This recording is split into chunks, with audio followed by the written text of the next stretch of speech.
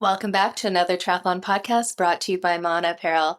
This week, we have got so much racing going on this weekend that we'll break down a few of the events from the Super Tri Esport World Championships to T100, and we also have Ironman Oceanside 70.3. But this week, we've got something a little bit special. Instead of just us geeking out talking about triathlon, we have professional athlete Matt Sharpe coming on the podcast to help give us some insight into the pro side of racing and hopefully help us out with some of the predictions. Unfortunately, he was supposed to be racing, but he's going to be out this weekend, so I'm sure he will have done his homework on what's going on with the pros in the field. So let's welcome him. Thank you so much for joining us, Matt. Cool. Thanks for having me, Jenna and Josh. Super happy to be here. Also a Mana athlete, so we're keeping it in the family, on this one. There we go. Yeah. How have you been liking the Mana kit so far? Yeah, definitely. I feel like you can just notice the performance aspects of it. So for me, when I put it on right away, I was like, oh, this compression, like I was not expecting that in the legs. I raced in it. Actually, of course, I'd never tried it before my first race, but that's how much faith I had in the Mana crew, and they delivered. I think one of the biggest things I noticed when I did that race in Pucon earlier in January was kind of just the heat dissipation. It was a hot day. The sun was beating down. I was hurting for sure, but I think I did notice how much cooler I was. So yeah, there's just a lot of, I think, performance features packed into the suit for sure. Well, that's great to hear. We're so happy to hear you're loving it so far. Definitely. And you can't miss it on the race course either. It's a pretty fancy suit.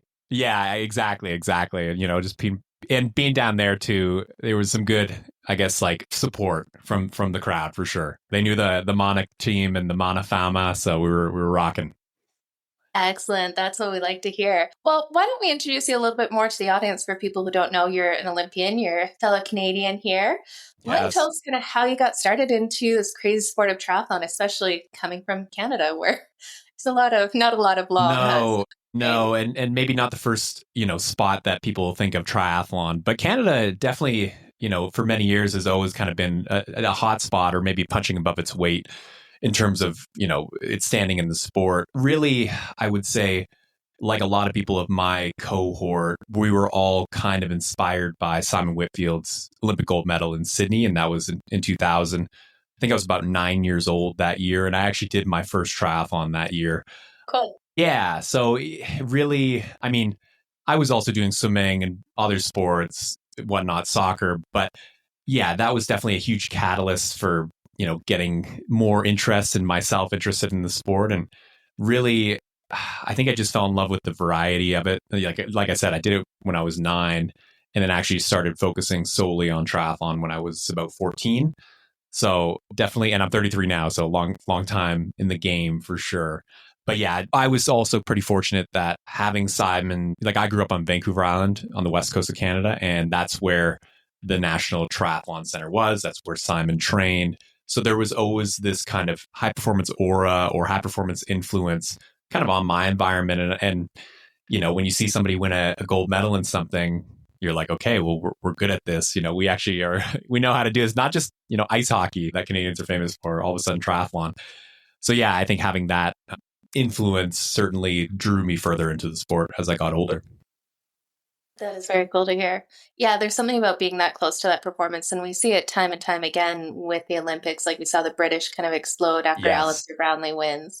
We've seen the Americans step up the game too, and we saw Gwen Jorgensen, and the Australians forever were just dominating it. So it really makes a difference having that influence so young and just seeing that it is possible. Do you ever remember, did that register for you at the time? You know what? I did not play any sports as a kid, and I didn't watch the Olympics for the first time until the first time I saw Alistair Brownlee win it. So crazy. I got into triathlon and sport. That's all right. Take a look at her Instagram stories right now. The first trophy she ever held was an Ironman Podium trophy. It's crazy. But yeah, now it's very cool. And I've had the chance to meet Simon and stuff. Awesome. And it really made such a difference in Canadian triathlon. It was very cool to see that it inspired so many. Definitely. What was some of your favorite parts growing up in the sport, in the short course world that kind of all right, this is something I can do. This is something I want to do. Obviously you had the inspirations there, but when was that moment that you're like, this is it. This is what I want to do.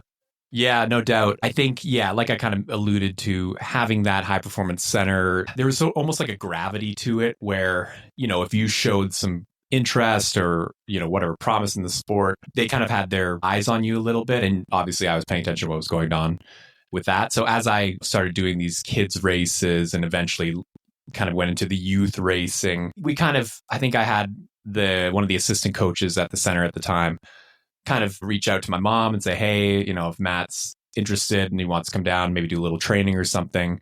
And I think I did a training weekend at the center. It wasn't training with Simon at the time, but just kind of, being in that proximity just kind of led to the next steps in a lot of ways. So yeah, I was doing the youth racing. So I did, youth nationals. I did kind of the provincial games that they have in Canada, kept going up that kind of high performance ladder. And really every step I took, I wanted to take the next step. Even if I got kind of beat up at certain stages, especially when I was a young guy coming into the juniors, I was a little dude. I wasn't 6'4". So, but yeah, just loved every second of it. I think as I went on I kind of knew I had a bit of a skill set to potentially be successful. So I grew up swimming. I was in a swim club for many years. So I had that swimming background, which for the short course racing, yeah, it's pretty, definitely helps. Pretty important for sure. So I kind of was able to leverage that a bit. And yeah, I love to ride my bike, love to mountain bike, all that kind of stuff. And then I also ran track as a kid as well, just kind of normal kid stuff. And so I kind of had a bit of a skill set to succeed and definitely brought that into the racing. I had early success. Like I won youth races. I think in my second junior nationals, I was 17 racing against 19-year-olds. I came like second. And so just stuff like that, there was that. I ended up going to Junior Worlds the year after. Didn't have a great result, but again, just kind of hitting those steps in the ladders. And really, I maybe like a big kind of catalyst or certainly like a identifying point of when I was ready to really commit to high performance. Yeah, it was the Junior Worlds in 2010. It was in Budapest, Hungary, which was actually an incredible just place to race. We were really right downtown Budapest, which is spectacular as an aside. But I came ninth there. And at that time, that was the best result a junior male had ever gotten at the World Junior Championships. So for me, it was kind of like, okay, like I'm in that pathway. I have the skill set. If you want to commit, which I did, it made sense for sure. Oh, absolutely. And where was kind of that turning point where you started to get into the Olympic distance race and that longer distance, going to the TCS races? Kind of when did that shift happen? Yeah, there was definitely some interesting moments as I progressed through from junior to elite racing. I definitely had some success as a junior. Then you kind of get thrown, at least at the time when I started racing elite, you basically go from racing sprint distances to all of a sudden doubling the distance racing Olympics. No big deal. Yeah, for sure. Easy transition. No, it was not an easy transition for me. Still at red line. Yeah. Well, you're basically like, I was still kind of a boy and then I was jumping in with these men. So it just, they're just bigger than you. They have more experience, blah, blah, blah. So definitely a bit of a learning curve there. It was interesting, though.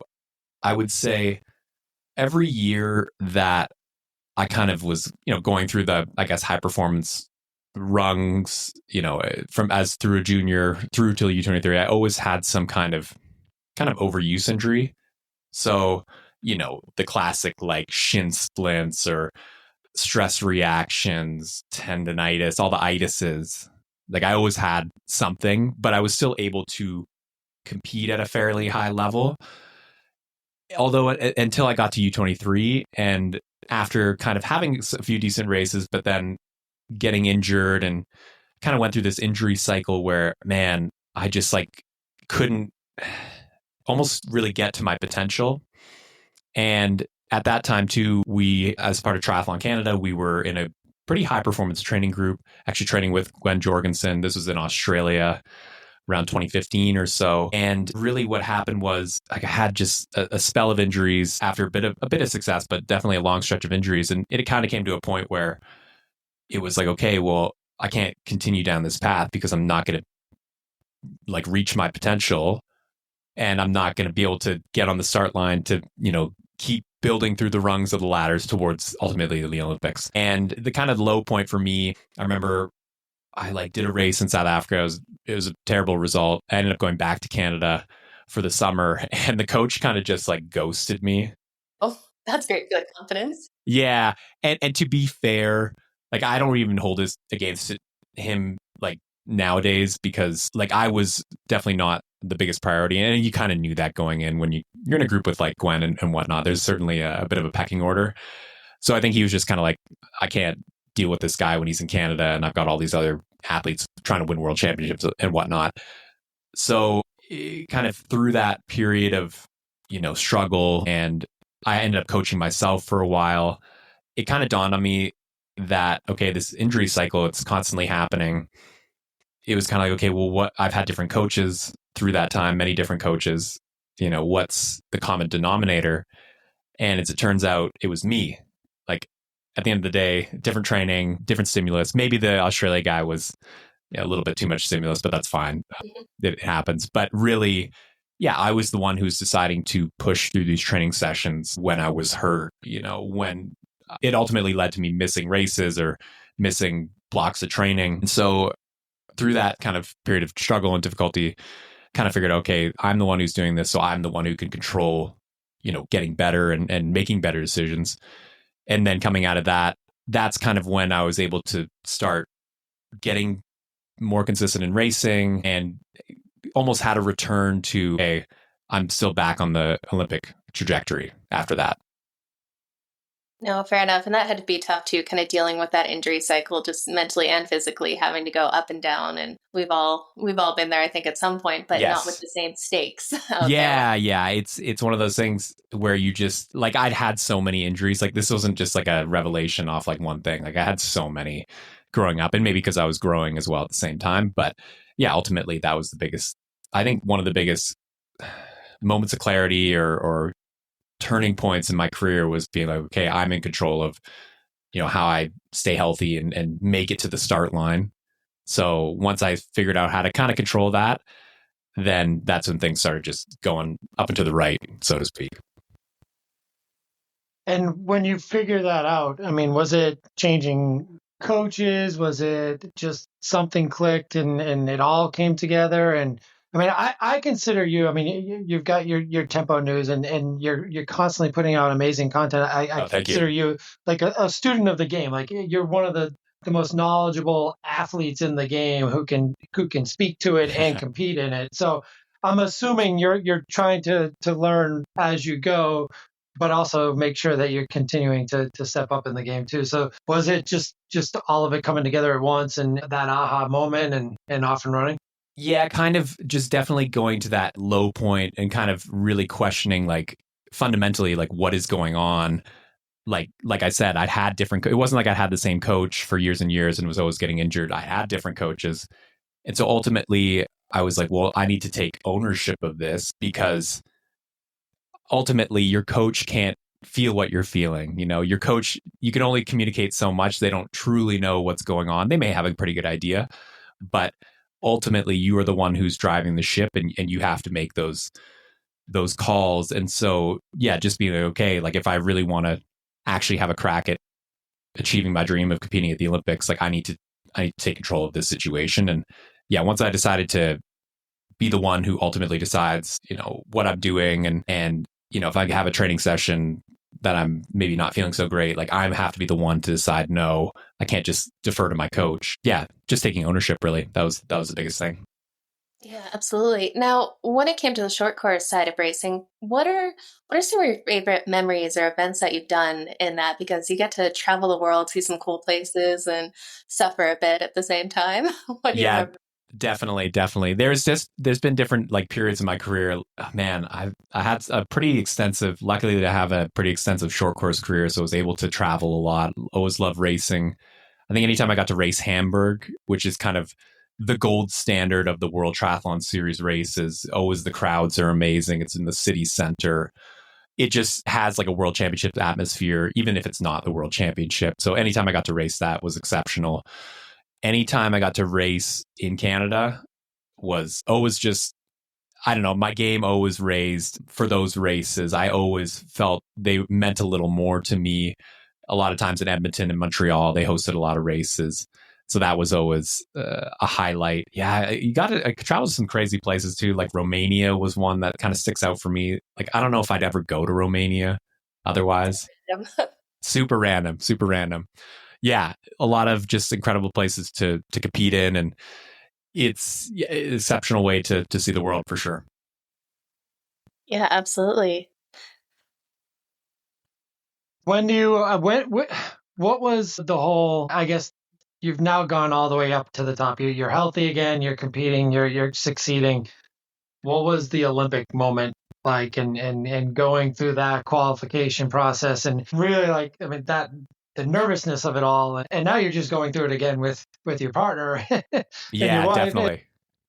Yeah, So you're revisiting it all again. Oh, for sure. Yeah, that was a crazy time for sure. But I guess for my Olympic qualification, and this is kind of an interesting aspect too. At the end of the day, I was performing well, racing well, but in reality, when we were kind of getting closer to that 2020 year, Triathlon Canada, my federation, it was pretty clear they were going to do what it takes to kind of get a medal or at least be in contention for a medal. And for me, because I had never really cracked that top 5 or so in the World Series, like I'd come in the top 10 a handful of times or whatever, but really it was clear that my teammate, Tyler Mischuk, he kind of had that running pedigree that on a good day, he could potentially be in the medals. So ultimately that kind of Tokyo test event, Triathlon Canada kind of made it like a 2-up battle between me and this other guy for the right to be able to help Tyler, try and win a medal. And ultimately I was happy to do that because, as I talked about earlier, that Simon Whitfield influence, I never would have become the athlete I am. I never would have had the experiences I had really in life in a lot of ways because of his influence. And so, and Jenna knows, Canadians, we don't get a ton of medals. So not on the summer side. No, not compared to the US anyway. So any medals that we get are usually kind of a big deal. And so for me, like if I could help play a role in helping Canada win a medal, to me that would mean the world. That would have been an incredible achievement. So in 2019, we had the Tokyo test event, and the goal was to help Tyler try and win a medal. And leading into that, like I knew he was training well. I was quite fit. So we were like, man, we're ready to just rip it up. Like obviously there were great athletes there. We knew it was going to be competitive, but we knew we were competitive. And in the end, we had probably the perfect race. We both swam well. We were in the front group. Once the groups kind of came together, I stayed right at the front of the bike and he was right behind me, and I kind of guided him safely towards T2 and made sure that he wasn't doing any crazy accelerations out of corners that would hurt his legs. And, I dropped him off at T2, and next time I saw him, we were high-fiving on the sideline after he'd won the race. So that was pretty awesome. And that was a huge signal for, Triathlon Canada, for the Olympic people in Canada to be like, oh, like these guys are potentially, medal contenders because we'd won the test event. And then, there was that high. And then after that, there's the whole COVID situation, but kind of alongside that, I'd had a bit of a kind of not necessarily falling out, but an issue with the national coach at the time. And we'd always had kind of issues over the years, but it was manageable. But by the time COVID came around, it had become clear to me, like I couldn't stay in that performance center environment. Otherwise, I wasn't even going to make it to the Olympics. I was just going to probably quit because it was so rough. And so dealing with that was super tough. And I had to leave the national center, which kind of made me a bit excommunicated from the federation. I think they weren't really happy with that decision. And because ultimately, if you had someone who wasn't in the federation kind of succeed, then necessarily didn't reflect well on the federation. So there was that whole thing going into the Olympics, leading into the Olympics. And so, yeah, that was quite difficult. Yeah, there's that high, the low of, the coaching issue. But ultimately, I was able to definitely prove that I was the guy to help Tyler. And, Tokyo was standing on the start line. It was an incredible experience. And then the boat drove in front of us. So that was crazy. That was crazy. For me, it was a childhood dream, lifelong dream achieved. Unfortunately, we didn't have the same performance as in the test event. I think Tyler had suffered a bit of an Achilles issue, and those things are tough. So he couldn't quite get to the level that he knew he was capable of, which was unfortunate. But at the end of the day, I was never going to be the guy to get the medals. So I was always happy to help him, even if he wasn't 100%. So yeah, Tokyo was incredible. And then, as you alluded to, Josh, the Paris build with my wife, Kirsten Casper, she had her own issues, injury stuff and whatnot, and a very, very competitive cohort to, beat to get on the team. But then, yeah, being in Paris and seeing the crowds and everything, it was quite the contrast to Tokyo. That's for sure. Yeah, a whole different feeling there. That had to be a little bit bizarre. The Tokyo experience, just not having those crowds and having everything, I guess, quarantined. How was the athlete village there? That would have been kind of weird. Yeah, it was funny. Like, we did the COVID testing every morning, and you had to do it and get your results and all that kind of stuff. So yeah, you weren't allowed to go into the city at all. There was no, like, you were just so siloed in the village, even just in your building and stuff, because they didn't want people mixing around in case it was going around.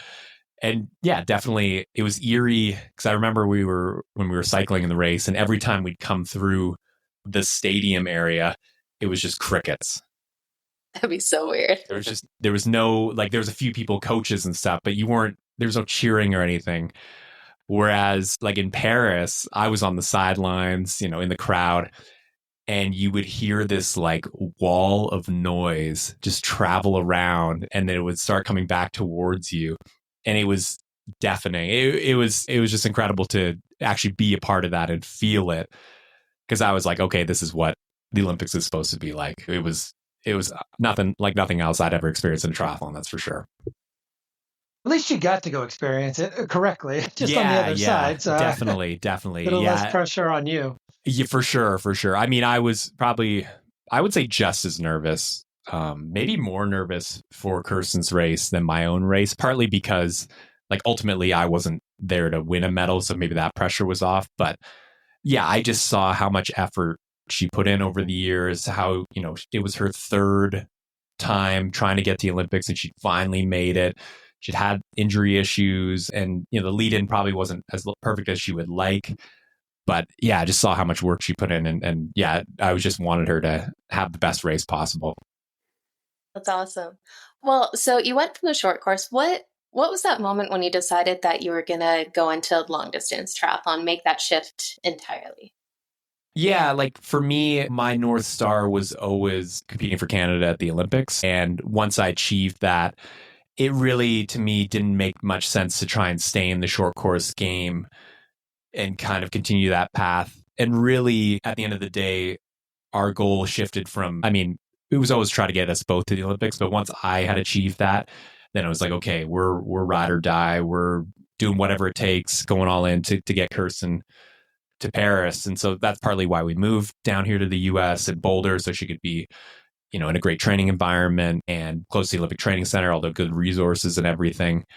So for me as well, like, being in that Boulder environment too, just played a role, right? It's like a long course mecca, so everybody's doing it. So you're like, wow, I might as well jump into a few long course races. And yeah, I think after that whole Tokyo run, like, I sacrificed a bit for the team and whatnot, and so I was ready to kind of maybe have another go at some individual racing. And yeah, pretty quickly, like, 2021 was the Olympics, and then 2022 jumped in with my first second long course race, or non-drafting race rather, was that Olympic distance in St. Anthony's, which was actually incredibly competitive that year. Ended up taking the win. And so for me, once I did that, I was like, okay, like, again, like, maybe I'm good at this. Maybe I'm, it just kind of was like a signal. And so it just kind of went from there, really. And it also, because I'd done only short course, it felt like there was a whole different world of triathlon, which is actually, now I know, is the much bigger and kind of more impactful in some ways world of non-draft. And so for me, it was also just an opportunity to explore that side of the sport. And I'm really, really grateful I've been able to, because, again, had a lot of great experiences in short course, and now I'm having a lot of great experiences meeting a lot of great people like yourselves in long course. Appreciate that. So St. Anthony's, I mean, it sounds like there's still a ton of pros that just can't give up St. Anthony's from their schedule too. And it's you get all these races to choose from in the Pro Series and T100 and Super Tri, yet everyone still wants to go do St. Anthony's. I mean, What is it about St. Anthony's that you've loved and that others just want to keep going back to? Yeah, I mean, to be fair, like anytime you get a win at a race or have a good result, there's always good vibes there. You're always like, yeah, this is amazing. Maybe if I went, DNF spectacularly in the first race, the vibes wouldn't have been as high.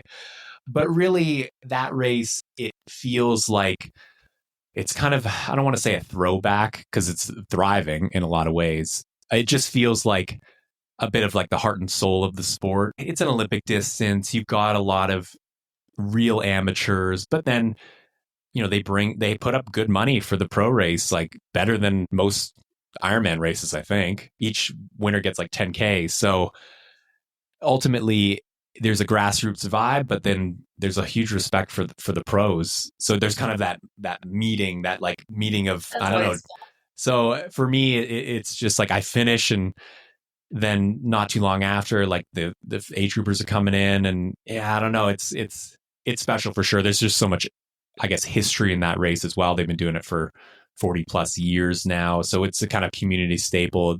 Going to St. Petersburg, that whole area as well. I think it's a great area. Like I always am kind of checking the Zillow there, not in hurricane season, of course, but otherwise, yeah, it's just a nice place. The vibes are high. So yeah, St. Anthony's, definitely shout out St. Anthony's for sure.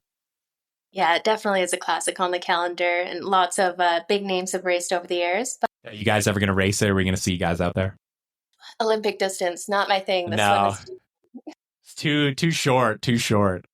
She could crush the duathlon, though. Okay, all there right. we go. Yeah, There we go. I need more time. I mean, lately they've canceled the swim, so who Ooh, knows okay. this year? Maybe He's in. maybe a duathlon. Nice.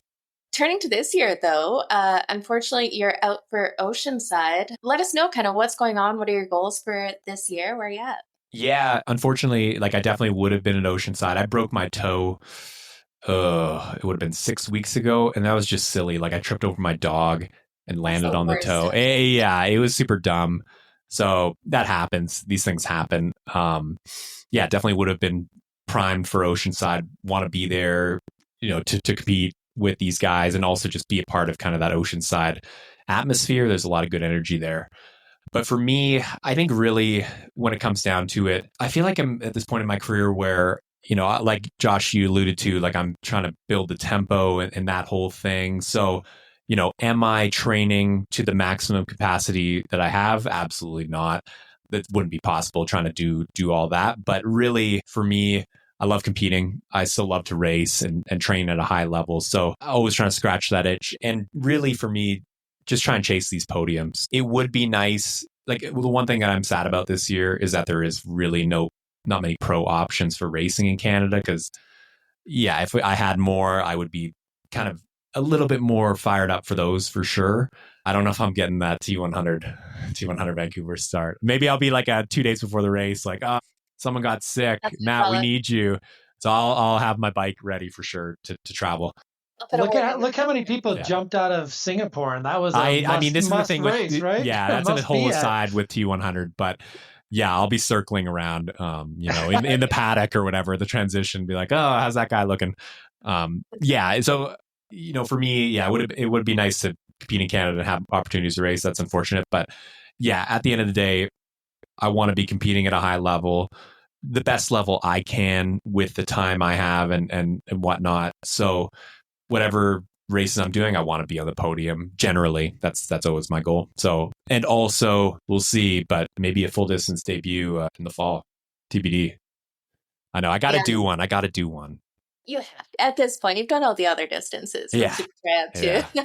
It's just for me, like the limiter, I guess like where I lose most time versus my competition typically is on the bike. And unfortunately, the bike is like the biggest part of Ironman racing. So yeah, it's going to be, one of those things where I would love to just really have a good kind of couple month lead up to an Ironman just to put in the proper bike mileage mostly and see where we're at. But yeah, definitely need to do one. So that could be incoming in the fall for sure.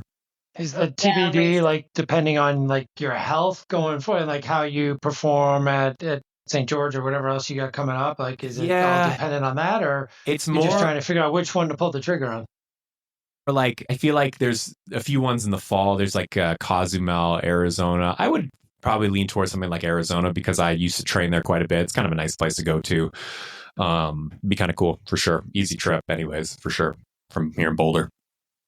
Yeah, definitely. Well, let's jump into a little bit of the pro racing side of things and get some of your insights. Usually we kind of recap a bit of the races that happen on the weekend and then look ahead. And this weekend is so beyond jam-packed when it comes to pro racing. Since we are talking about it, how about we jump into that Oceanside 70.3 start list and predictions? And oh my goodness, is this race packed? Yeah, it's crazy. I gotta know. I mean, the whole thing with this weekend, and honestly, in some ways, I'm happy to be an observer because it's going to be absolutely nuts on the course. There's kind of this. It's a really interesting situation. You have the first race of the T100 season in Singapore, and then you have Oceanside, which is kind of typically or traditionally the kind of like the kickoff. So you have these two competing races, basically competing for the triathlete or triathlon world's attention. I got to know, obviously you guys have seen the start list and you know what's going on at the races. If you could only watch one of the races, which one would you watch? That's why I'm racing. I love it. You can be at the live. Okay, can I split it up? For the men's side, I want to see Oceanside nice. more. Yep. Okay. For the women's side, I want to see T100 more. Okay. Interesting. That's a good approach. Very good approach. That's good. Yeah. No, I think... Yeah, it's going to be super interesting. I kind of want to see how, just compare the broadcast, compare the vibes, the social media vibes, all that kind of stuff. I'm curious to see how that plays out. But yes, Oceanside. Let's jump in. So let's jump in. Got a few big names on the list. You might have heard of a few of these athletes. One or two. You're going to go through all 75 men? I think I'll pick out a few of the top names in there. Just keep it a little briefer. Although we could probably go 20 deep of recognizable names at this point. It is insane. This is one of the first kickoff races for the Ironman Pro Series. We've had a couple already, but Oceanside is just this classic season opener. Everyone gets fired up about it for the North American kind of start to the season. And we've got, first off, Canadian Lionel Sanders. He shows up just ready to fire at this race like nobody else most of the time. We got Patrick Lange, Kristian Blummenfelt, Gustav Eden, Rudy Von Berg, Ben Canute, Brenton Curry. Let's see. We got Cam Worth. We'll see if he shows up or not. So he's on I think he is there. He's already there. I think he's there. Confirmed. He was trying to do some side-by-side recon, and he got caught by somebody. So, yeah, he's there. There we go. We also got Joe Skipper on there. Another Canadian, Jason Pohl, will be out there. Nice. Mana. Let's go, Team Mana. We got another Norwegian with Kasper Stornes. We got Ari Klau. So definitely some massive names on this list and some names we don't see race each other too often between the Norwegians, Patrick Lange, and even Lionel with them too. So what do you guys think? What are we going to see go down in Oceanside here? Does Lionel have a shot at getting another? What do you think, Josh? Lionel, what do you think? Give us your Lionel take. It's hard to go against Lionel after what he did last year, and it sounds like he's had a pretty good block from the YouTube, but I mean, you could have thought the same thing going into Kona too. That didn't work out so well, but Oceanside's a different beast when it comes to Lionel. I mean, the field's so stacked. I think the swim is a huge piece for him, and who gets out in front of him and how close he is, because there's some guys that could get out in front of him that could stay away from him on the bike. And then it gets difficult on a half marathon for him to catch up and make ground. And as he's aging, I don't think that half marathon is going to be his go-to weapon as much as it has been in the past. So I don't think Lionel is gonna get the win. I think Kristian is gonna lay the hammer down early and be like, the Pro Series is the reason why this field is the way it is too. I mean, you can see there are clear candidates that are people who have actually said, I'm going for the Pro Series this year, and they're here. And Patrick's trying to get his 70.3 world spot. So what kind of Patrick shows up? Not the Patrick from last year, finished 20 something? Yeah, me and Patrick, we were together on that bike. He led me astray on that bike. The wrong turn. He led me astray. I was like, I'm with the Ironman champion, world champion. Like, this guy, he's a veteran. He knows what he's doing. I should have known. Wow, that's hard, that course, too. That was early in the bike, too, right? Yeah, that was before you kind of start going inland towards or like more in towards the base. And when we turned around, because we were like, we literally stopped, unclipped, and we were like, where are we? Because it was just like, what the hell is going on? And by the time we came back, you could just see the tail end of kind of the big second group go through. So we were pretty far back from them. And unfortunately, once we kind of started riding again, that's when the headwinds started kicking in. So any chance we had to kind of catch that big second group was all out the window. And he kind of towed me around for a while. That's ended up his race. He didn't see me much in front of him, that's for sure.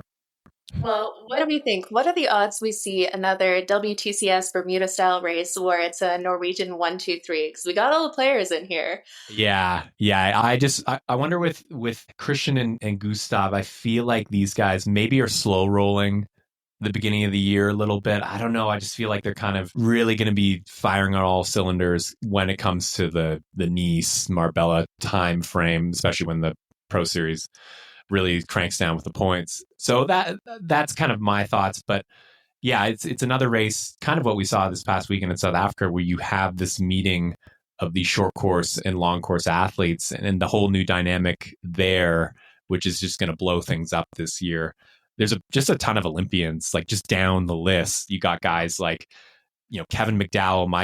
I'm biased. He's my good friend, and he's an athlete who is training he trains insane, and he's incredibly fit. Just often getting to the start line can be an issue with him, but he's coming to this, healthy and ready to go. So I'm excited to see him. Obviously, Casper Stornes, Seth Ryder, Olympic medalist from Paris. He's had a great 70.3 at the end of last year.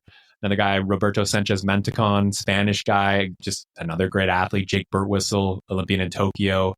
So yeah, you just got all these Olympians coming up who are going to push the pace in the swim. You also have Greg Harper, who's the fastest swimmer in long course. Like, he's the fastest. And yeah, that'll string things out in the swim.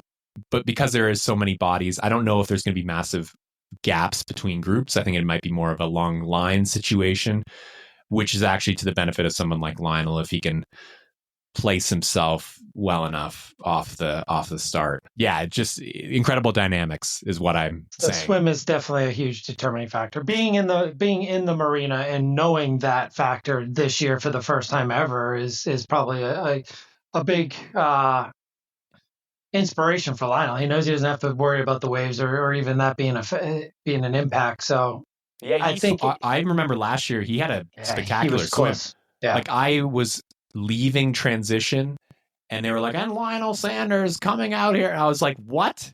Like, no, he still had a minute and a half to run to get to the bike. But still, that fact that I heard his name, I'm like, he's only 90 seconds down. Like, he rolled up on the front guys, like myself and Mark Dubrick, so quickly last year. So yeah, I mean, I think the swim will be quicker this year, but given what happened last year, I'm curious to see if that same thing happens where maybe he's just leapfrogging guys, enjoying that 12-meter, draftaroo as he moves up through the line. Yeah. I think last year too, we saw a little bit of separation on that first climb on the base. Yes. Like, you kind of see that just always kind of being a huge impact, and maybe guys either overcooking that first one and then they're not ready for the second one, or guys that are playing it safe. Like, how have you kind of gone after that climb, and what have you seen when you get there? I don't want to remember that climb last year. It was painful. I got it in a few days. Yeah, for sure. You'll do fine. You'll crush it, I'm sure. Yeah. But yeah, I think just based on the names who were here, you could just see with the Race Ranger too, all that good stuff. I don't know. There might just be a big old pack of like 20 guys. Maybe Lionel's in there because they're kind of looking at each other as they're going along. No one's willing to really take that risk because of the headwinds too, right? Those big headwinds when you're going like the last half of the race. Yeah. It's brutal. No one wants to put their nose in the wind for that long unless Lionel's paying them, or whatever. Like, it's just the dynamics that way will be interesting as well. So yeah, I could see a huge group coming off together, or maybe a splinter of like 3 guys who are willing to risk it, but hopefully they don't have people too close coming up from behind, because that run, if people are feeling good for that run, they'll fly for sure. Do you think like Kristian Blummenfelt and the Norwegians and stuff being in the race here, will that mess with Lionel's head at all? Because it seems like he's kind of used them for motivation, but at times kind of seen himself not able to beat them. Well, really, Lionel is one of the most winningest athletes at 70. Yeah, I think he respects them for sure, but he's a cutthroat competitor, and like I talked about earlier, having those good vibes at a race, like he'll come into this race remembering the great memories. He'd be thinking of that sprint finish that year with Rudy, took him down. Just that kind of stuff, I think, outweighs having the Kristians and whatnot in the race for him. And just how he played the race last year, he smashed it. And I can't imagine he's much less fit than he was this time last year. So yeah, I think he's going to be, even if he's not up for the win, he'll perform very well for sure. Yeah, this is his kind of course. Well, let's make some picks here. Who do we think takes the win in this race? We're going to start with you, Josh. Put it out there. Who do you think takes everyone down? I don't think we're going to see Gustav yet. I think Gustav is that slow roll that Matt alluded to earlier. I think he's going to kind of work his way into the season and really focus more on the Worlds, where I think Kristian's really going after every point and every second and playing the cards for the $200,000 big check at the end of the year. And I think he is going to perform. It seems like from their videos and stuff that he is kind of ready to go. And if they get there and get there healthy and he doesn't have stomach issues in a 70.3, I think he can make it through. And they've got a different approach this year. There's no Alexander Blue in their ear every second and all the lactate testing. So let's see how it works. I'm going to go with Kristian. Who do you got here? Yeah, I've got a Norwegian, but it's actually, I'm thinking Kasper Stornes is going to be ready to go for the win. He's fit. He's hungry. He had that, car accident before 70.3 Worlds. I think he just kept training afterwards. This guy he's going to be king in the early season. And I think, I feel like it could be one of these, Olympians podiums. You got Kasper on there. I think my guy Kev, Seth, Jake Burwhistle coming off the podium, and he ran really smart in that Geelong race. So yeah, I'm always biased towards short course athletes. So the other X factor we haven't talked about, I don't even think we've mentioned his name, is Justin Reale, but I know he's coming off of not being able to run. But if he's going to be in the front, near the front out of the swim, we know he can bike, and he's been throwing down some crazy watts on his new bike. But I just don't know if his run's there to stay with everyone. But I think he can be a factor coming off the bike in T. Yeah, he's the kind of guy who needs to have that 3-person breakaway and then have everybody behind kind of looking at each other, which is a possibility. But in this field, if he's coming off the bike with these Olympian guys, they have that run pedigree. And yeah, it's tough going for sure. No, definitely. Well, I'm going to go with the nostalgia pick and hope that Lionel Sanders takes the win here. Yes, let's go. Man, I think it's not a bad pick. Further out of the water than you just see where he is out of the swim and maybe who's in his orbit, and then you can kind of figure, okay, let's see. He goes from there. Yeah, it all comes down. Just replace me with that Canadian flag in that segment. Right. About the women's race, what are the thoughts? Let's jump into it here. So we have, again, topping the chart, a couple of Canadians. You're going to have a Canadian winner out of this race. Right? For sure. Come on. We got Tamara Jewett, Paula Findlay, Jackie Herring, Danielle Lewis, Alice Alberts, Grace Alexander, Jenna Rossi. Who else we got here? We got Melanie McQuaid. It's insane and inspiring. She's still out there racing and doing some good things. I think she's going. I feel like I haven't heard her talk about it, but she's on the start list anyways. She should definitely be out there. So yeah, it's a little less depth in the women's side of the racing here, but definitely some big names that'll be out there hitting and chasing down that win. And most of them were in the Ironman Pro Series. We don't have Paula Findlay in that. I don't think she's named a long distance or an Ironman race yet, but she always mixes up the race with that. Yeah, it sounds like she's racing, she's only doing the Ironman series this year. She's not doing T100. Do you know? No, Paula is doing T100. Yeah, she got an exemption for this race because of visa issues, apparently. Okay. Yeah. So because they got married, she applied for a new visa and can't leave the country in order to, during that process. Yeah, I know what that's about. I empathize with her, although I feel like she'd be happier going to Oceanside anyways than Singapore. I think that's not a bad move for sure. No, definitely, especially with that heat of Singapore and all that travel. Oceanside will be a lot more fun. And I think Eric is debuting his film down there too. Yeah, I got tickets, so I'll be there. Awesome. Yeah, go check that out. Yeah, there's so much going on in Oceanside this weekend. Like Matt said, it's just the vibe is amazing. Even if you're just a fan and not racing, come down. I mean, it's such a cool spot to be, and the atmosphere is totally epic and really gets you fired up for your own season. So with there's less bodies on the start line, given who's in the race, how do you think it's gonna play out? Yeah, this one's a little tougher to call, especially early season. We haven't seen too much from anyone really on the start list here. And we We have always a got to lot of think. long distance, like Ironman distance female athletes on the start list too. And that's the difference. We've seen a lot of the Olympic distance athletes that we would sometimes see on this list are definitely doing the T100 over in Singapore. So I don't think we have that front end kind of swim pack that we're going to see in the men's side of things. I think it's going to be a lot more strung out at the front of the race here before we head on the bike, which, makes it a little bit, maybe a little bit more honest on that bike course with a 12-meter draft zone. Yeah. If we have a little bit more separation going on. Maybe more of a bike strength kind of race, which someone like Paula Findlay, Totally. Lisa Baccaris, there's someone to throw out there. She's a great cyclist. If it really comes down to what goes down on the bike, yeah, she's definitely someone who can be up there. Yeah, it'd be interesting. Then you have kind of Tamara Jewett, who I think she is focusing on Ironman this year. She's doing Pro Series. She's doing Pro Series, yeah. So she's not in the T100, and I think this is a huge redemption year for Tamara too. So I mean, she's going after it, and I mean, I want nothing but the best. And she loves Oceanside. She's Yes. already won Oceanside. Good vibes. So, She's got the same yeah. Lionel win energy. So yeah, she'll be coming in with some good vibes, no doubt. I think you're right. I think this is a race that, I mean, Paula's not in Singapore. She's getting to do Oceanside.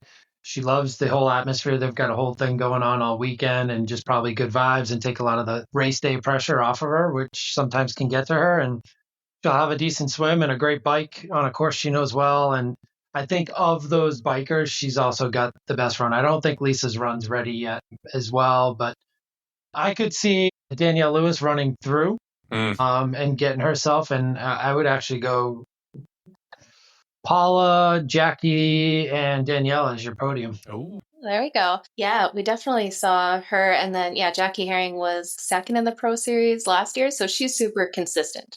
She just keeps showing up, gets on those podiums time after time in there. So she's going to be a tough one to beat, and especially targeting hopefully to get to the next step in the Ironman Pro Series with that overall win. So she'll be chasing hard. Jenna, who do you got for the win? Man, I got to go with the Paula Findlay. I think just this course, that bike course, her bike strength, and just like Josh said, kind of those good vibes going in with Eric going with his movie and stuff, and the relief of not having to travel to Singapore and do a race in crazy hot temperatures in April. Yeah, Definitely helps. I got Tamara. Then I'll take the other side. There we go. Yeah, hopefully. If she does win, it'll be probably in the final miles, which would be a great race. We'd love to see And that. that's what's fun to watch. Yeah, with those We fast want that runners. intrigue. We want that final mile just mowing people down. My goal is to be on the course before they finish. Yeah. Be on the run course before they finish. Well, and the Ironman commentators likely won't notice what's happening, so it'll be a last minute incoming of, oh, there's Tamara Jewett going through here. I feel like those guys, man, they cop a lot of shit. I feel like the broadcast, like the production of the broadcast is just so not great that they just have nothing to work with, these guys. I feel like they get a short straw, I think, in a lot of ways. I think it's tough too. Like with T100, they have people like Torsten Rad off to the side, like breaking down, looking at the numbers throughout the race and giving the commentators some of those updates of what's actually going on. And Torsten tried to do the same thing with Ironman. They just, I guess, weren't interested. So I think you need that person off screen that is looking at the actual numbers, giving time splits, because it's so hard to talk and watch everything going on and speak to what you're seeing, and then try to do triathlon. some mental numbers in the background, kind of analyzing it. It just, man. Well, speaking of T100, yeah, it's a good segue. There we go. We have got T100 in Singapore going down this weekend. Like I said, I am very excited about this one. So the interesting part with this race, and there's a bit of kind of speculation and rumors going around in there too, because when the athletes sign these contracts, the race in Singapore was the race they absolutely had to be at to fulfill their contracts. So we were all getting geared up, even though it was going to be early season, going to be a hot race, to see everyone on that start line fit and firing and ready to go. It hasn't quite worked out that way. We still have most of the big names coming out to race, but we've definitely had a few other ones drop out here. And I think we had something like 6 or 7 wild cards on the women's side of things and a number on the men's side. So that definitely changes up the dynamics when it comes to race day. And the biggest shock, I think, for everyone was Taylor Knibb just announced that she is going to, or not going to make the start line there for personal reasons, which... Do you have an inkling of what's going on there, or just personal reasons? Yeah, completely dark on that one. Yeah. On one side, it's a bummer because she's such a dominant force in the sport and it's cool to see her race. But on the other side, it opens up a heck of a female race. A whole lot more people started thinking, I can win this thing now, which... Ashleigh Gentle's like, yes. Yeah. Yeah, especially in Singapore. Yeah, and I think there's been a lot of talk about how a lot of athletes didn't want to do this race, so they have to do it. But the travel this early in the season, dealing with those conditions is really tough on the athletes early seasons. We saw some athletes just completely burn themselves out in this race last year and didn't really recover afterwards. So I think a lot of Van Riel is going to be like, what are you talking about? I just did an Ironman and here I am. Martin Van Riel doing an Ironman 6 days earlier, 7 days earlier. It's wild. I mean, yeah. Unreal. Man, it's crazy stuff. If he is on the podium of this race, he is superhuman. He's not going to be on the podium of this race. I'll tell you that right now. He was having a hard time walking after that race. Hopefully one day you feel that feeling, Matt. This is the feeling I'm trying to avoid. It scares me. You just don't back it up with another race. Yeah, true. In a painful way. It's so satisfying, but yeah, it makes things a little challenging. I can't imagine that travel after an Ironman to go to a T100. So, for now that Knibb's not racing, then what is the women's race? How do you think it plays out? Yeah, so we got some of the top names in here. We got Ashleigh Gentle, Julie Duran, Liv Spyram, India Lee, Flora Duffy, Lucy Charles-Barclay, Taylor Spivey, Mila Watkinson, Els Visser, Marianne DeBoer, Grace Theck, Marta Sanchez, and then we have a number of, like I said, kind of fill-in spots there. So Marta Sanchez also raced in South Africa, right? Yeah, she did. Right. So she's and Guillaume too. And did she race back-to-back then too? She's done 2 races this year. So that was her second. This will be her third. That's unreal. But some of these wild cards are really interesting too. The last minute call-ups like Jess Learmonth, it'll be really good to see how she does with that killer bike strength. And then Kate Waugh has been coming up. She's a younger athlete who's definitely doing some big things as well. So I think we're going to see some of those athletes changed up. But Lucy Charles-Barclay, I'm so curious to see how she goes here. We haven't had like a fit and firing Lucy against like an Ashleigh Gentle and Julie Duran really come together in these series where everyone's on top form. Yeah, she's someone who, like, you don't really know what she's doing for her training necessarily, but she's always putting out the content. So it looks like she's going well. I mean, if I'm just going off what she's putting out there on social media, like she's ready to rip it up for sure. She's healthy anyways. Yeah, but she's quiet on social media, then something's going on. She's not quite healthy. So she's putting it out there. Big flag. So. Nice. Definitely. It's an interesting race because, I mean, I think we've got a seasoned Flora Duffy now, too, and Julie Duran, and now they're removed from that Olympic distance just a little bit further, and they've had a full training block into one race. And I don't know if we're going to see Ashleigh Gentle run away with it or take the top step this year because of that factor. And like you said, those Olympic athletes are just on a different level right now. And Flora is still there later in her career. And I think it's going to be a battle. And depending on Lucy, I think the 4 of them that I've now listed, Ash, Julie, Flora, and Lucy Charles, it'll be really interesting to see who can take it. But yeah, the athletes are battling each other, but they're also battling the elements in that race. It is oppressive in Singapore. I raced the Super League race years ago, and it was short. Thankfully, it was short because being in those conditions and competing is absolutely brutal. So a lot of this racing too, like it depends on how much people are willing to risk early on to go into the red zone if they need to. Because once you go into that red zone in those conditions, you're not coming back. It's it.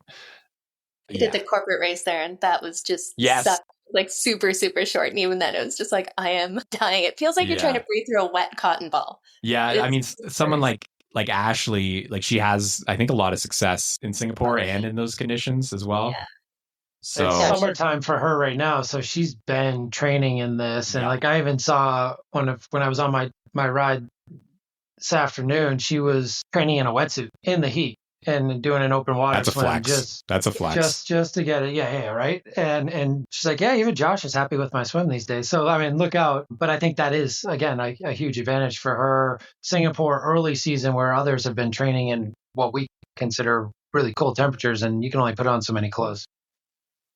Yeah. Definitely. As Jenna knows. Yeah, all the heat training these days. But yeah, Flora Duffy just got better and better through the season, more time on that TT bike. So I think she'll definitely be dominant.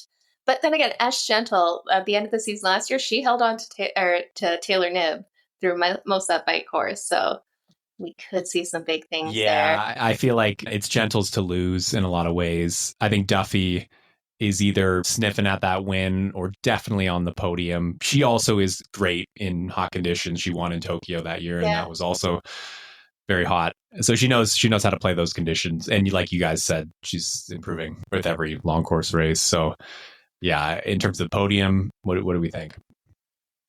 Josh, who you got here for the win? I mean, I would love it, Taylor Spivey, but I feel like anyone who's been in Girona doesn't have a shot. That's all I hear about how the weather's been rainy there. Well, see, now all these people in Girona have a chip on their shoulder. They're going to say, hey, I got to prove Josh wrong.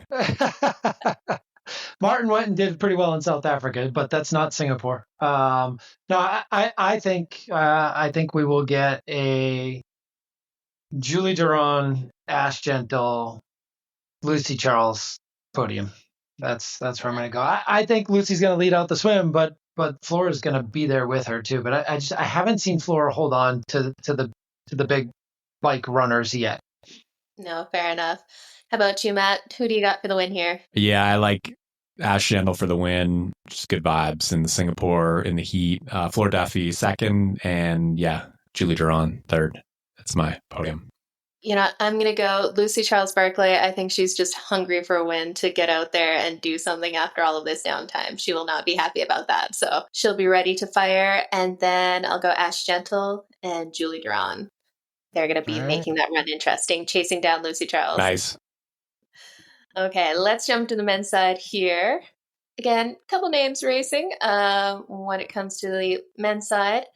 We've got the real deal, Martin Van Riel, got Cal Smith, Rico Bogan, Sam Long, Matthias Marge, Yuri Kulin, Brett Punk, Mika Newt, and Yella Geens. We can go down the list. Hayden Wild will be there. We've got the short course athletes showing up like crazy in this race, and I think they're going to mix it up with Leo Berger, Hayden Wild, Vincent Louis, Max Stately, and of course Tyler Mislichuk. Of course. He's going to be tearing it up here too. So we have an infusion of Olympic distance athletes like never before in this T100 series, and I'm really curious to see how it switches it up. That swim is going to be so much faster than it has been. I will say it's when it's really hot like that, I feel like the swim gets muted a little bit. But fair. Also Vincent Louis in the race, so there is no muting really of the swim. Not at all. Yeah, it's like this race, there's just so much firepower in every aspect. Like whoever, I guess, if somebody wants to risk it on the bike, man, that's gonna be kind of crazy. But maybe they'll pull it off. Just the heat, though. The heat. That's pretty much what Hayden said, right? Like he's like, I'm either going to fall down dead on the course, or I'm just gonna. He's the guy too. He will crush it. If he's feeling it, he swims decent enough, gets to the front on the bike fairly early. He'll take the risk because he just does that sometimes. He can't not. He can't sit in and mark, Yi. He always has to run away from him and then get caught. Hopefully this time doesn't get caught by someone. Yella, he's got that little competition going already. Yeah, there's just a lot of bodies, a lot of talent. Guys like Yella, guys like Tyler on the run, especially because they're so small, they're a huge benefit being in the heat. I mean, Yella's just good all around, so there's that. But someone like Tyler could definitely just chew through that run and scoop up bodies along the way. I think we'll see if the fresh legs too. Like there are a lot of guys that have raced and now podiumed at other events with Yella and Martin too. If these guys were playing their first game of the year, this is their first race, I think it would have a whole different dynamic with those two coming in fresh. But because they have raced, I don't think they're going to be as big of a factor. I think they're with the dynamic of so many other people on the swim. If Hayden, like you said, can get to the front, I think that's a huge piece. But then you got the T100 veterans that are still going to factor into this. And Yuri's got a chip on his shoulder not to fall down dead at the finish line and win again this year. For sure. And grab the bottles along the way. Of that feeling.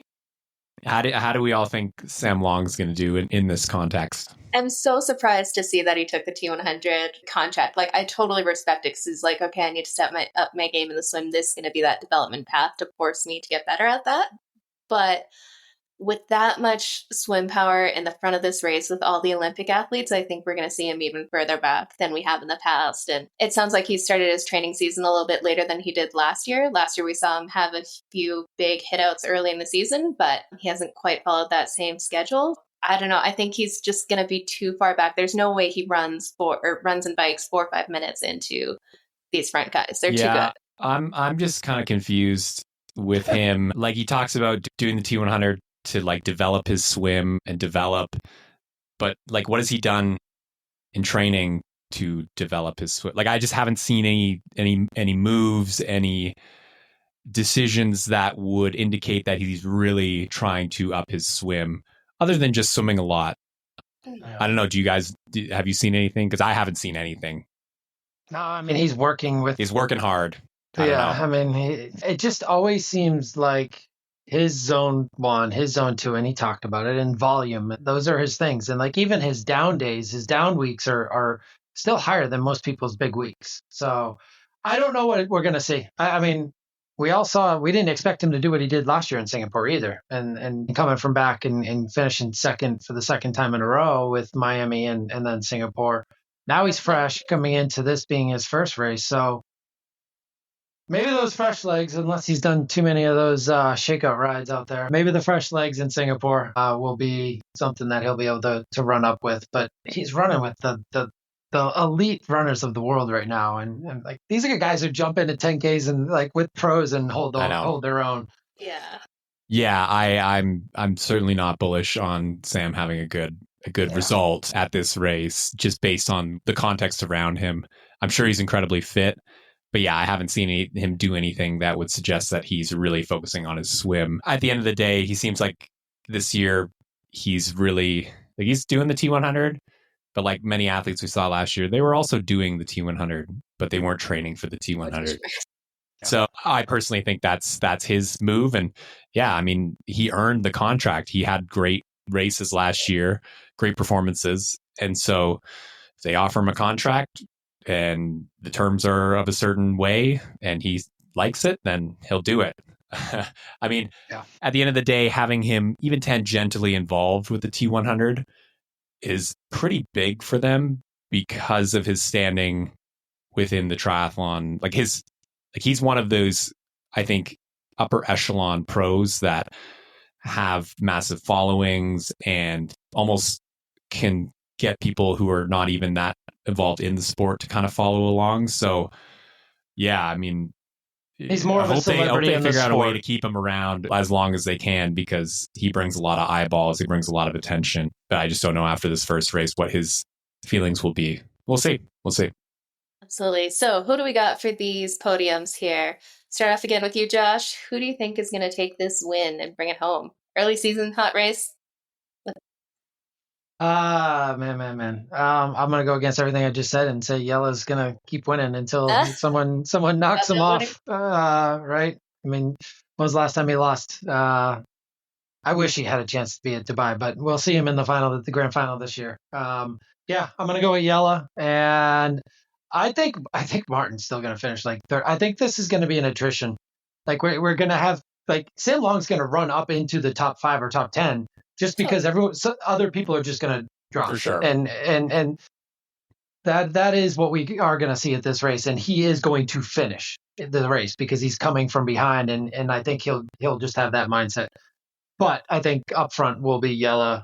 I don't know if Hayden gets on the podium. I think he epically crashes on the run, and just the heat gets to him until he proves us differently. Like, he hasn't really handled this type of weather well in a big race. So, and then Tyler for third. I think Tyler's ready to go. Nice. Love it. How about you, Matt? Who do you got here? Yeah, I definitely like the smaller athletes at this race. Just, man, it's just so hot on that run. I feel like, Yella for me, he's going to probably take the win. He's in great form.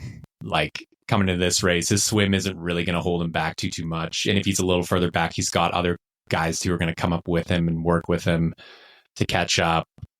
Him for the win. I think Hayden second, Leo Berger third. That's my podium. Fair enough. Like a World Series race. I'm going to go with Hayden for the win because he always kind of blows that last couple miles, and this is a couple miles shorter. So maybe it is. Well, sure. Out. There we go. And also, so this year they changed the Singapore course too. So instead of 5 laps, I think it's 8 laps with that bridge and hill in it. So it's going to mean a lot of kind of that short, punchy kind of up and down in there. I think he does well. And knowing exactly where you stand a little bit more too with the extra laps. Do they get in a lap before Sam gets out of the water? I think they will. Like, I don't know. Yeah. Honestly, with 8 laps, well, maybe. We'll see. A possibility. That's a good betting thing. If they had DraftKings for triathlon, you could do a parlay on that. I mean, I am in Boston. I'll go knock on that door. Yeah, I'm going to go Hayden Gilliganes and then Leo Berger. Vincent Louis. I'm going to say Vincent Louis is going to come back and start to do something big again in this middle distance. So I think he'll be good out there. Vince is always a good pick. Yeah. Well, quickly to wrap it up here, we have one thing we always ask our pros that come on the podcast, a couple quickfire questions. Nothing too crazy, just to get to know you a little bit more, some random stuff. But we're going to start off with, what's the weirdest thing you've ever eaten during a race or training? Have you ever just been completely bonked at a gas station or somewhere random in the world? I think I've had like a pickle, one of those pickles or something. Because I was just so dehydrated and just like, oh, I need salt. Oh, the sodium. Give me the sodiums. Yeah, one of those, like, I don't know, those pickles at a gas station. Gnarly. That's a good one. That's a first, actually. Yeah, one of those for sure. I had a feeling Sharpe would come through on this one. I'm sure there's weirder stuff. I just can't remember. Yeah. I was in a bonked haze. There we go. If you had to race an Ironman paired with another pro, who would it be and why? And this could be someone who will either push you to go faster or just someone you like spending time with that you'd want to spend that much time out on the course with them. Yeah, it's interesting. I mean, I always like racing with my friend Kevin McDowell, so probably him. I think he would beat me in the end, but maybe because I have a bit more long course pedigree, we would like somehow meet up later in the run or something. I don't know. That could be fun. That could be fun for sure. I like it. And if triathlon had a fourth discipline, what would be the most bizarre activity that you could add that would give you the edge in the race? That would give me the edge in the race? The one thing that I'm really good at in actually like kind of triathlon sphere is band only swimming. So if they threw some band only swimming at the end, if it was like swim, bike, run, band only, man, I would just roll up so many people at the end. They would be like, it's insane. Like sometimes I think I swim better band only than like regular. And people who I train with, they know my band only skills. So yeah, it's kind of a weird one, but that would be a slow death on some band only. I know. It's no one's favorite except for me. I like it. What's your guilty pleasure song that gets you pumped up either during training or race morning? Is there anything that really gets you fired up? I would say there's this one like on YouTube. It's called Two Friends. They're like DJs. And they have this thing called Big Booty Mix. And man, that just gets me fired up. It's just like those like mashups of like pop songs or whatever. You just got to stay updated because they keep throwing out new ones. And like, I got to get to like number 20, volume 28 or 20. It's like, and it's just so, the thing with this stuff is too, it's so reflective of our like, you know, little attention span. Like you only get maybe snippets of like 5 to 6 seconds, maybe a little bit more of a song, and then it gets melded into something else. It's like, you know, your brain, it's like TikTok brain, but with music. I don't know. It's fun. So I like it. Not great for my attention span long term. You know, I can't pay attention to anything, but Big Booty Mix. Fire it up. Check that out there. Then the last question, what's a piece of advice you've been given over the years that's kind of resonated with you? Feel like a piece of advice, maybe from like a coach way back. I remember, you know, it's easy to get caught up in like numbers and hours of training a week, but really at the end of the day, it's about your intent in training, not necessarily like the content. I don't know if that necessarily makes sense, but for some reason that always stuck with me. And so, yeah, like I've talked about way back at the beginning of this, I feel like for me, being able to stay healthy and be on the start line, make good decisions around training kind of falls in line with that. So just instead of focusing on like, oh, I got to hit 30 hours this week. Well, what if you just nail 20 like perfect hours and you keep doing that?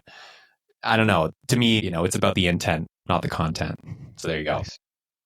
Yeah, that's actually been a common theme on our podcast here, how you can You can do a training session, or you can really do a training session. Yeah.